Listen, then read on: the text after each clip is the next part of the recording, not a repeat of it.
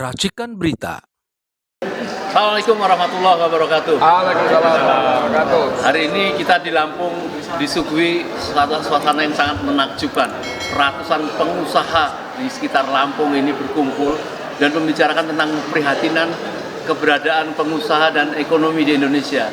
Dan yang paling saya tangkap tadi, Pak Epi mengingatkan, janganlah kita ini menjadi negara bermental BLT katanya itu. Nanti akan dijelaskan beliau.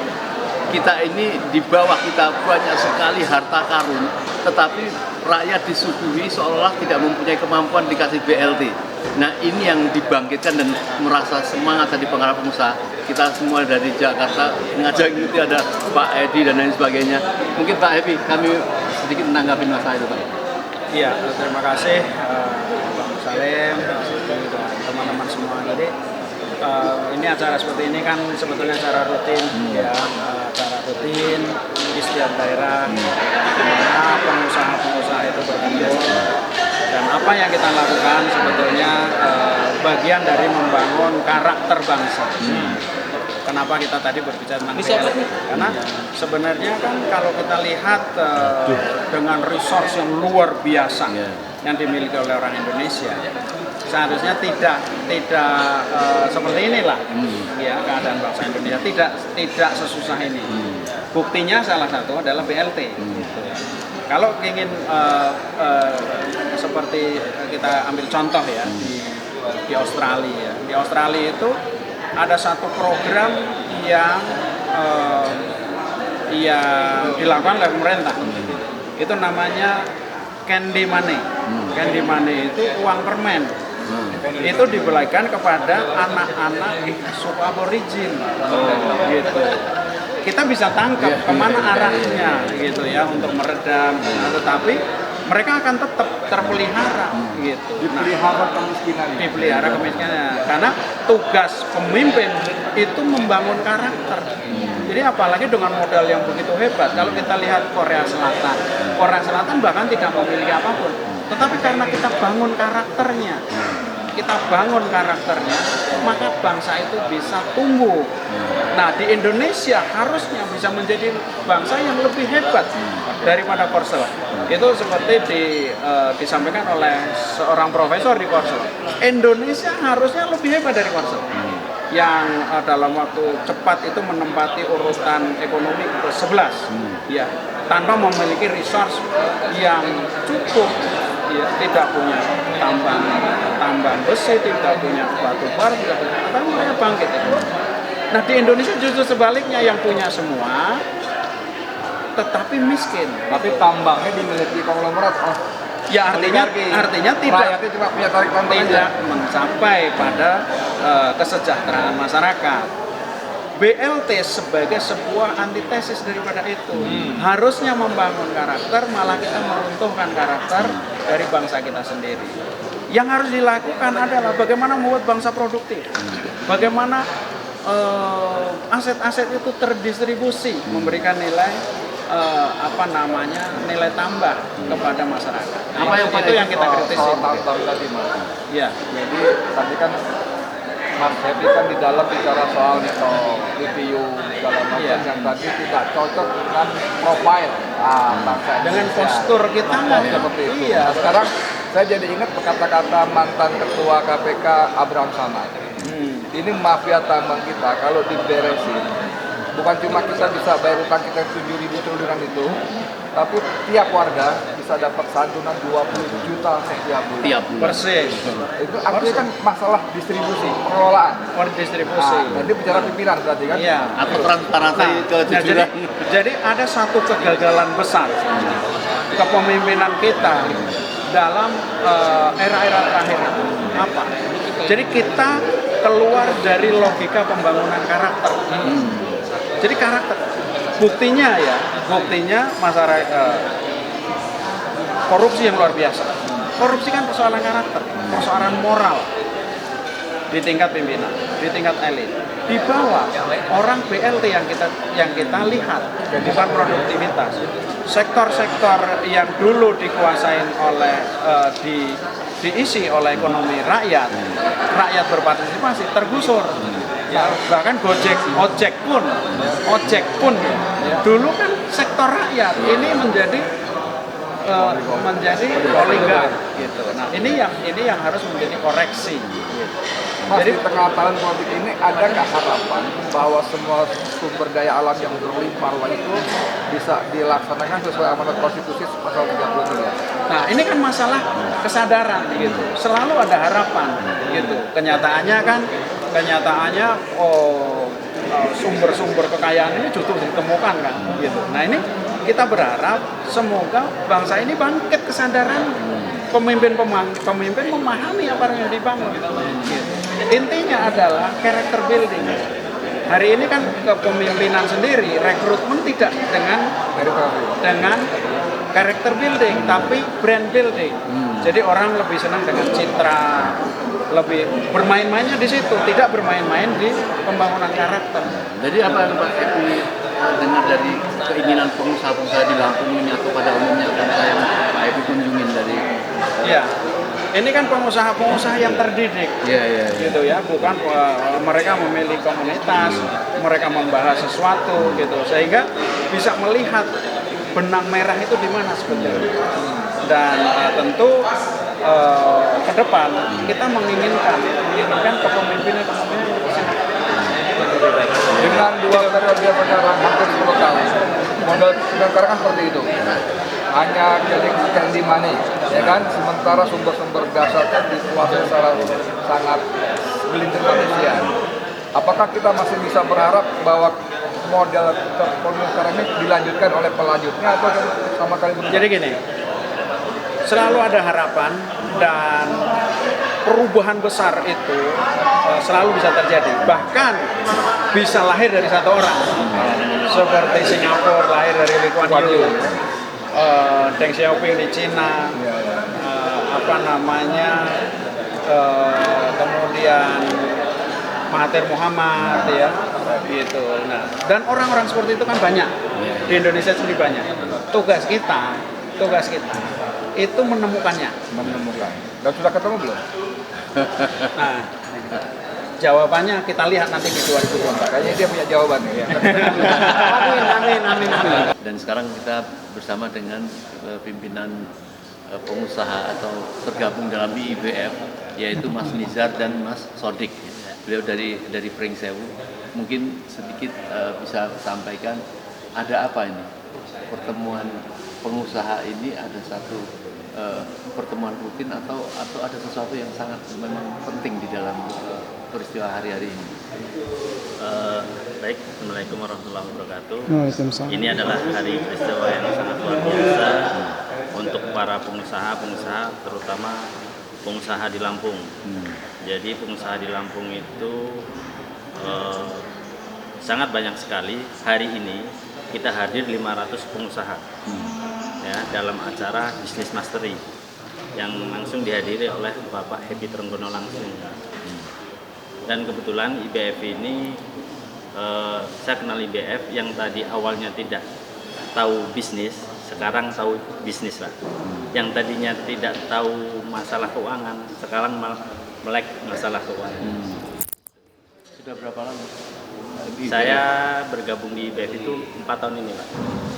IBF di Lampung sudah Di 2013. 2013 ya. 2013.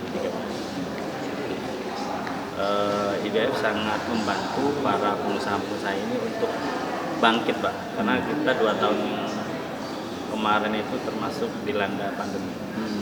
Jadi banyak sekali pengusaha-pengusaha yang down. Nah, dengan hadirnya IBF ini salah satunya untuk penyemangat dan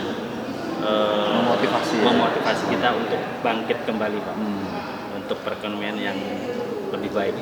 Kalau Pak Sodik sendiri kebetulan mengelola usaha di bidang apa? Saya sementara ini di perusahaan di usaha di perikanan. Oh, perikanan. Lampung ini apa saja? Perikanan, Lampung ini untuk omset perikanan mungkin per bulan bisa sampai 11.000 ton per bulan. Untuk darat ya. Perikanan darat, tawar. Seperti itu. Baik, mungkin Pak Nizar ya. Pak Nizar juga dari Pringsewu. Terima kasih. Perkenalkan, nama saya Nizar Ma'arif, asal dari Pringsewu. Alhamdulillah hari ini saya bisa berkumpul bersama teman-teman pengusaha Selampung dalam acara bisnis series yang langsung dihadiri oleh pemimpin IBF atau pendiri, yaitu Bapak Hepi Trenggono. Saya sangat bahagia sekali bisa bertemu dengan teman-teman yang sefrekuensi, yang sevibrasi, sehingga memacu saya untuk tetap bersemangat dalam berusaha. Alhamdulillah saya bersama Pak Sodik, beberapa kader dari Pringsewu cukup antusias untuk mengikuti acara bisnis series ini. Di awal tahun dengan tema Sinergi Membangun Negeri, yang jelas kita ingin menjadi seorang pengusaha muslim yang hebat di Indonesia. Jadi Pak Nizar ini menilai bahwa pertemuan rutin sama pengusaha itu memang sangat penting. Sangat penting Pak, karena kita ingin membangun komunitas yang positif Pak, sehingga kita selalu bersemangat untuk menjadi yang terbaik. Ini kalau kaitannya dengan tahun politik ya, orang sedang berbicara tentang politik itu, apa pengusaha ada punya kepentingan terhadap harapan-harapan penguasa ke depan? Yang jelas sebagai seorang pengusaha tetap kita punya kepentingan Pak. Yang penting kepentingan itu pertama ekonomi Pak. Ekonomi kita harap lebih baik setelah Pilpres ini. Kita mengharap pemimpin yang pro dengan rakyat, pro dengan pengusaha Pak. Bisa meningkatkan taraf ekonomi masyarakat serta bisa meningkatkan daya beli Pak. Dan ini ikatan antar kota. Kemarin kita mengikuti perjalanan Pak Epi dari Jawa Tengah, Jawa Timur, kemudian Kalimantan ke Medan itu ada satu ikatan batin atau punya kesamaan cita-cita terhadap usaha atau terhadap negeri Indonesia itu seperti apa Indonesia? Ya, jelas Pak, karena kan kita kan seorang muslim sejatinya bersaudara Pak. Kita apalagi kita seorang pengusaha, kita kan punya frekuensi, punya vibrasi dan punya tujuan yang sama Pak. Ingin memajukan ekonomi bangsa Indonesia Pak. Sehingga kemarin kita habis latnas juga, habis pertemuan, ya kita tambah semangat lagi Pak, karena saling berkumpul dengan orang-orang yang senasib dan bisa berjuang. Iya. Jadi mungkin sedikit menyampaikan kira-kira kalau keterkaitannya tadi dengan kepemimpinan nasional, seperti apa sih presiden yang diharapkan untuk menunjukkan ada kerjasama atau mengangkat kemajuan pengusaha baru? Mas Nuri, silakan. Ya, harapan kami sebagai pengusaha, kita berharap pemimpin Indonesia ke depan adalah pemimpin yang pro rakyat dan yang pro dengan ekonomi kerakyatan Pak.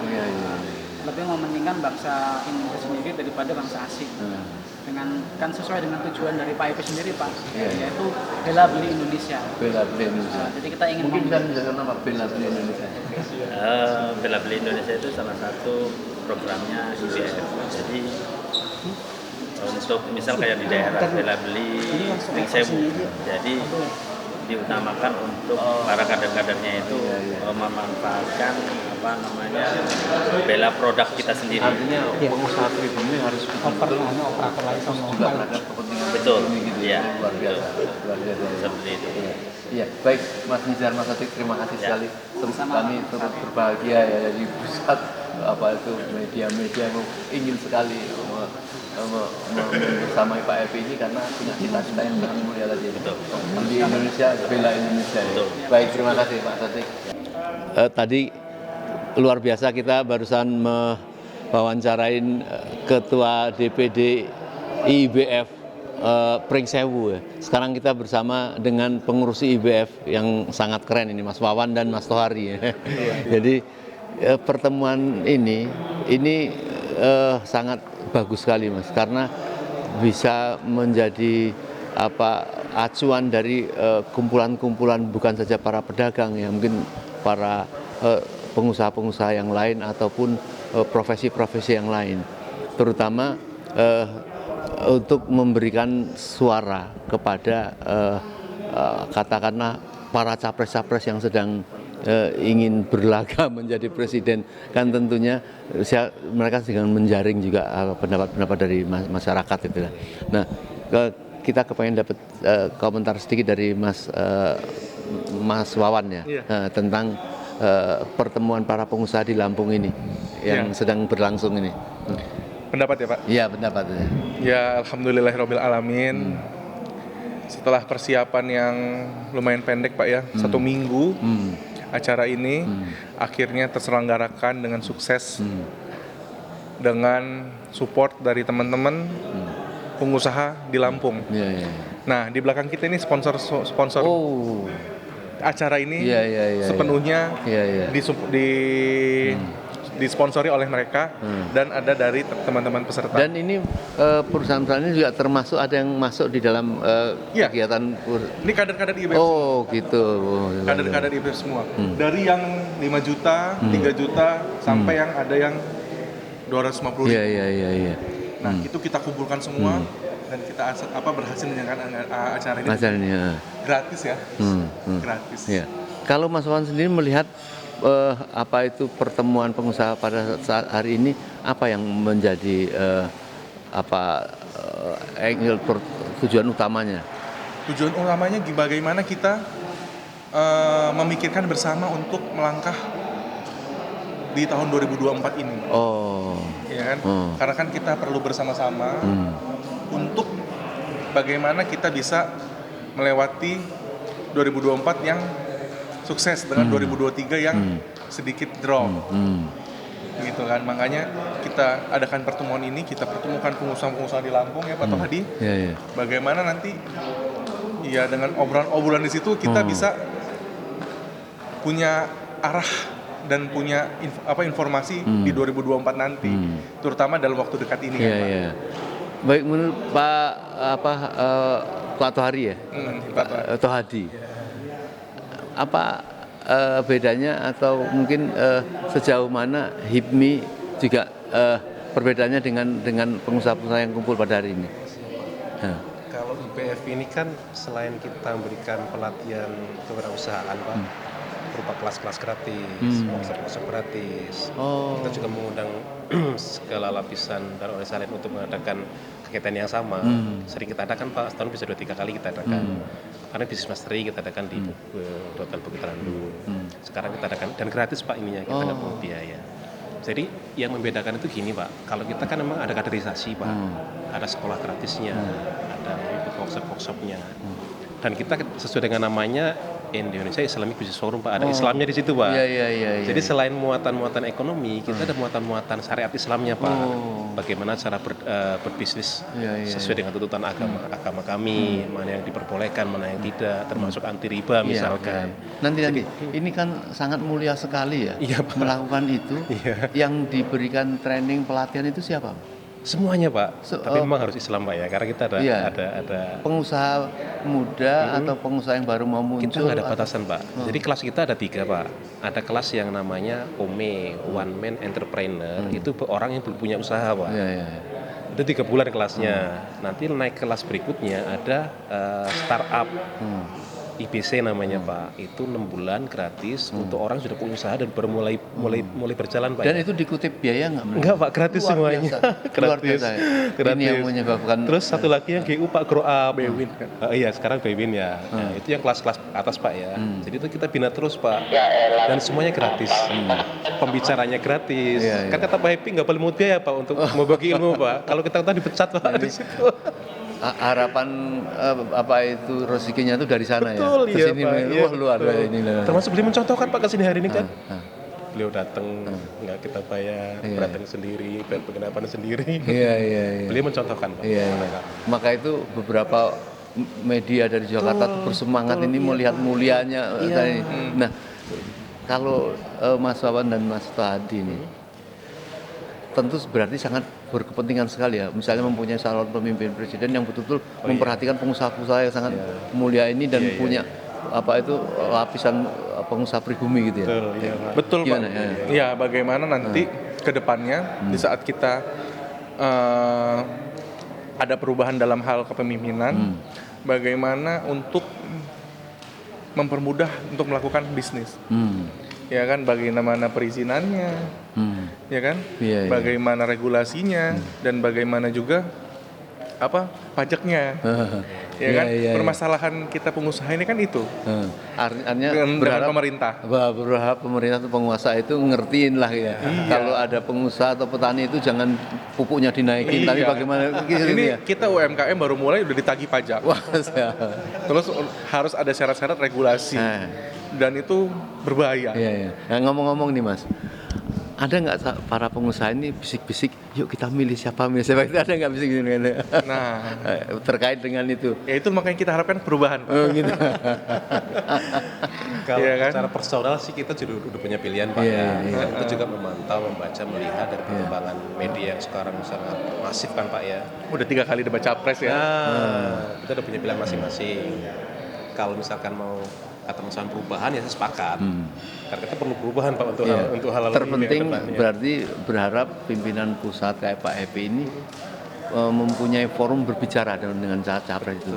Berharap seperti ini. Kalian itu kita dukung, kalau kalian gini ini kita. Dan tadi kebetulannya ini acara di Swiss Bell Lampung. Tadi nampaknya ada Pak Caimin di sini dan saya lihat nggak sengaja bertemu ya. Gitu ya Pak. Bicaranya. Jadi, nah tentunya bisa mungkin dengan yang lain ya Pak. Jadi gitu. Jadi apa harapan ke depan? Harapan ke depannya untuk harapan pengusaha ke depannya ya situasi saat ini yang sedang bergejolak dalam pemerintahan gitu dan bergejolak dalam perekonomian pengusaha kita ini ya itu perubahan agar kita sebagai pengusaha ini bagaimana bisa kita mudah untuk lebih berusaha lagi ya kan, selain mendapatkan modal, perizinan dan perpajakannya kan? Seperti itu Pak. Ya mungkin Pak tadi satu saya garis bawahi Pak ya, saya kan mengikuti beberapa kali pendapat dari calon nomor 1 Pak ya mengenai UMKM termasuk dengan peningkatan kualitas sumber daya manusianya karena beliau selalu berkata bahwa itu bukan biaya, itu investasi. Jadi negara menginvestasikan biayanya untuk mengembangkan sumber daya manusianya, skillnya, pengetahuannya itu di-upgrade gitu loh Pak. Tapi ini investasi bukan biaya, sehingga itu menjadi sebuah modal ke depan. Iya Pak. Jadi saya berharap itu nanti betul-betul terjadi gitu loh Pak. Bukan hutang ya. Bukan. Kemarin itu saya cuma menginfokan ya, mungkin mendengar juga. Waktu saya bersama Pak Happy di Yogyakarta. Pak Happy itu didaulat Pak, dengan 700 pengusaha di Jogja dan beberapa yang baru-baru totalnya 1.000. Minta Pak Happy mendaulat memberikan yel-yel gitu, mendukung salah satu capres. Mungkin Pak Happy ya gimana didukung gitu. Semoga dengan acara ini pilihan kita semakin jelas Pak. Sekarang ini sedang berkumpul pengusaha-pengusaha selampung setelah kemarin dilakukan safari. Kayaknya memang ada sesuatu penutupan tahun kemarin itu ya. Ada rasa ingin menyampaikan para pengusaha itu untuk harapan-harapan pengusaha ke depan kebaikan Indonesia karena berkaitan dengan tahun politik ini. Nah, tapi kita tidak lari ke sana dulu. Mas Bayu mungkin bisa menceritakan tentang pertemuan para pengusaha hari ini di Lampung ini yang dihadiri oleh Presiden IIB Bapak Happy Trenggono. Apa komentar Pak Bayu? Ya, kegiatan kumpul-kumpul pengusaha di Lampung ini sebenarnya bukan yang pertama. Kita sering melakukan kegiatan rangkaian kegiatan bareng bersama untuk saling ngobrol lah, saling ngobrol. Dan kebetulan alhamdulillahnya yang acara hari ini dihadiri oleh Pak Happy Trenggono dari Presiden IBF Indonesia dilaksanakan di hari ini di Hotel Swiss Bell Lampung gitu. DPW ini meliputi pengusaha-pengusaha dari mana? Kalau saya di DPW di Lampung, saya kebetulan ditunjuk sebagai wakil ketua di Provinsi Lampung. Dan dari mana kalau DPW Lampung ya banyak fokus di Lampung pengusaha, karena di Lampung kan ada 14 kabupaten dan 2 kota. Jadi ada DPD Metro, Bandar Lampung sendiri, ada Pringsewu, ada Waikanan, ada Lampung Utara, ada Lampung Timur, ada Lampung Selatan, ada besar banyak. Jadi situasi di paling tidak 4-5 tahun terakhir ini sampai 2-3 ini dunia usaha terutama di Lampung ini seperti apa kondisinya? Ya di 5 tahun terakhir ini ya sama-sama lah kita rasakan. Yang paling berat kemarin itu kan kalau relatif sih sebenarnya yang paling berat ya. Cuman yang paling dirasakan dampaknya itu adalah karena COVID ya, 3 tahun ya, 2019 sampai 2022. Itu yang memang agak berubah cara bermain para kawan-kawan pebisnis gitu. Ada yang berdampak positif, ada juga banyak yang negatif, yang akhirnya juga akan merubah pola main juga banyak. Apa sudah pulih kondisinya atau seperti apa? Alhamdulillah sudah berangsur. Kalau saya melihat di bisnis saya juga sih sampai 2004 ini sudah alhamdulillah membaik ke arah yang lebih baik lah. Karena wisata karena saya berkaitan lebih banyak memang di dunia wisata wisata. Yang di keramaian lah gitu. Jadi ya ini lebih baik lah gitu. Mengelola apa pariwisatanya itu saya sebenarnya di Kerajinan Lampung. Saya khususnya di kain Lampung. Jadi kan pada saat COVID kan acara nggak ada, COVID kan acara kayak acara adat, terus wisata nggak ada selama hampir 3 tahun kan itu. Jadi membuat ini kan. Nah ini bertemunya dengan ratusan para pengusaha ini, apa ada saling curhat atau ada ada cita-cita kepedulian terhadap tahun politik yang sebentar lagi ada pilpres dan itu ada nggak, seperti apa? Kalau kita forum untuk saling curhat ini memang sudah lama ya. Di IBF itu memang ada difasilitasi yang kita sering kita laksanakan itu leadership forum. Forum yang memang saling curhat di bisnisnya, termasuk ya tidak hanya bisnis, keluarga, termasuk dengan politik. Dan di tahun politik ini ya memang lebih banyak sih bicara tentang politik sih memang. Karena ya sambil bicara bisnis kan politik sangat berpengaruh di bisnis gitu. Karena siapapun kepemimpinannya dia akan memutuskan tentang peraturan, tentang undang-undang yang berkaitan tentang dunia usaha. Pernah secara formal kumpulan pengusaha ini bertemu atau menghadap gubernur untuk membicarakan sinkronisasi atau keluhan-keluhan apa yang terjadi dunia usaha di Lampung ini? Pernah. Kita kan kemarin juga kegiatan ini juga bukan yang pertama ya. Kegiatan yang nasional kemarin juga kita pernah terakhir Silatnas IBF. Kita sebagai tuan rumah. Pernah juga dari pemerintahan provinsi juga hadir. Kita pernah di audiensi juga dipanggil sama Bapak. Terus dengan pemerintahan kota kita juga mentor banyak diminta untuk mengisi tentang kegiatan-kegiatan mereka, tentang diskusi tentang para sesama UKM lah. Saya tadi mendengar sedikit pembukaan dari Pak Epi tadi, sangat luar biasa ya, menggambarkan bagaimana potensi Indonesia itu tidak pantas kalau menjadi negara yang miskin, karena semua memiliki motivasi-motivasi seperti ini memang sangat perlu ya bagi pengusaha-pengusaha muda yang sedang memulai usaha ini, bahwa menyadari Indonesia ini ternyata kaya apapun punya, seperti orang perikanan, apalagi perindustrian pariwisata dan sebagainya itu. Mestinya tidak boleh kendor ya.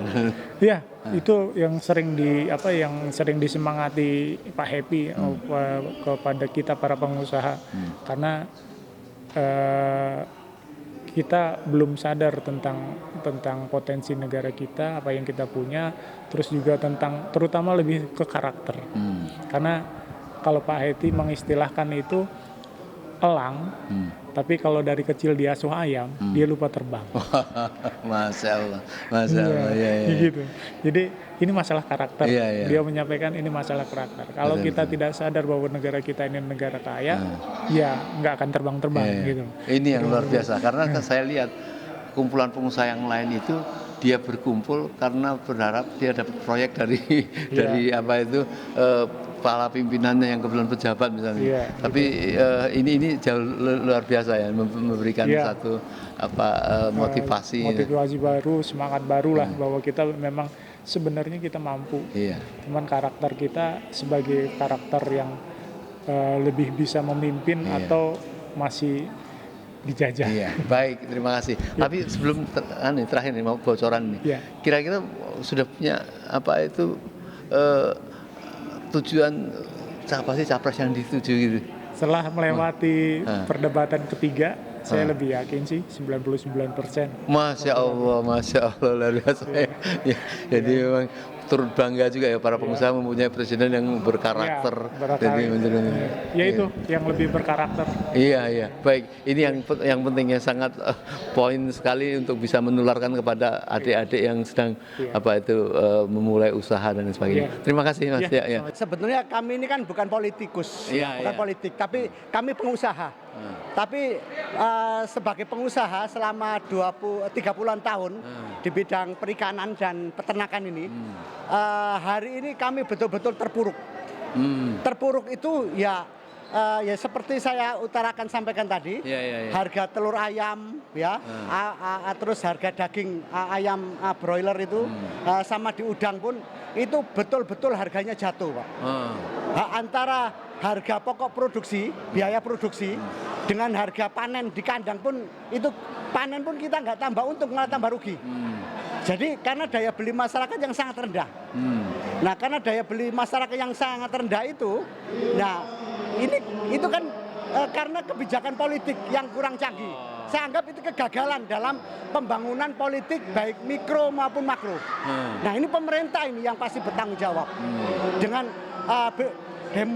bonus demografi 270 juta jiwa dengan sumber kekayaan alam yang melimpah. Itu seharusnya masyarakat Indonesia nggak boleh Pak miskin kayak gini, Pak. Apa usulan yang harus dilakukan pemerintah terhadap pedulian pengusaha? Ya, kita sebagai pengusaha ini sekali lagi kami sebagai pengusaha itu prihatin, kita membutuhkan betul-betul pemerintah yang berpihak kepada rakyat, bukan berpihak kepada peng-peng yang saya sampaikan tadi. Peng-peng itu oligarki, pengusaha, segelintir pengusaha yang rakus yang tidak pemerintah lebih membela pengusaha yang rakus daripada membela rakyat itu sendiri. Apa yang menyebabkan tadi begitu Pak Ulul mengusulkan seperti itu, ratusan pengusaha menyambut gembira atas inisiatif itu, apa mungkin yang menyebabkan itu? Saya pikir faktor ekonomi mikro itu kita nggak bisa munafik lah, Bang. Kita nggak bisa bersandiwara hari ini.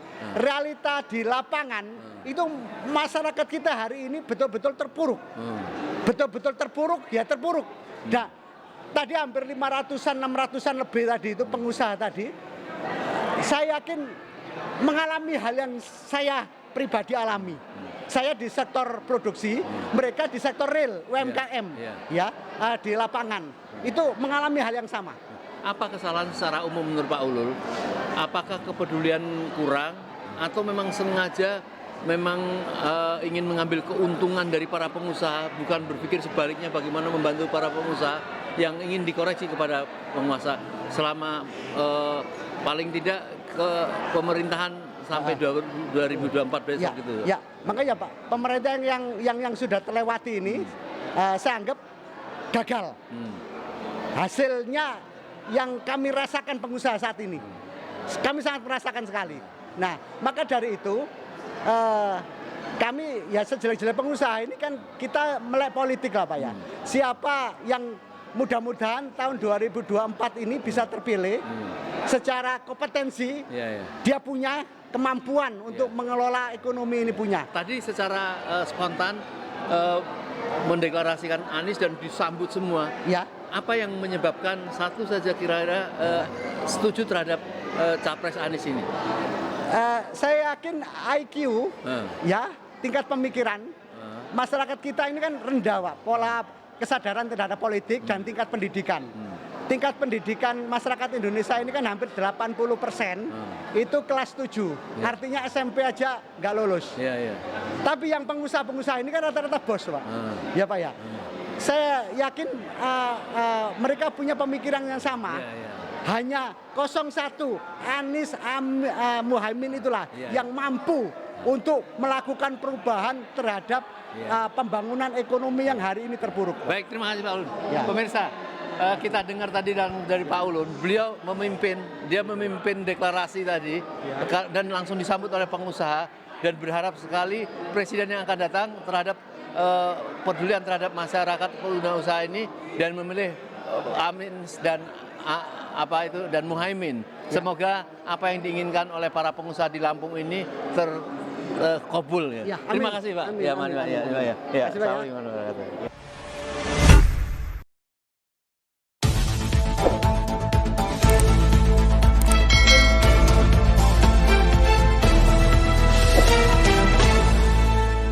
Racikan Berita